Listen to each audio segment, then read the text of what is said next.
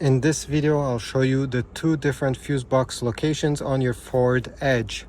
The first one is inside the cabin. You need to open the driver's side door and go right in the footwell. So let's go there.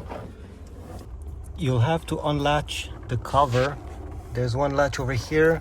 And once you unlatch this one, there's another one right there.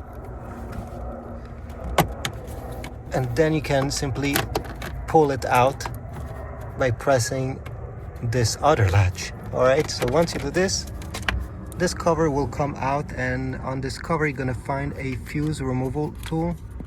It's at least nice they have included one of these, and the fuse box is located right there. Very hard to have access to it, but it's still doable. Now for the second fuse box location, you need to pop the hood of this car. Go on the right side, and this is another panel that you need to remove. On this panel you're gonna find a fuse box diagram telling you which fuse is which, and you're gonna have your second fuse box there.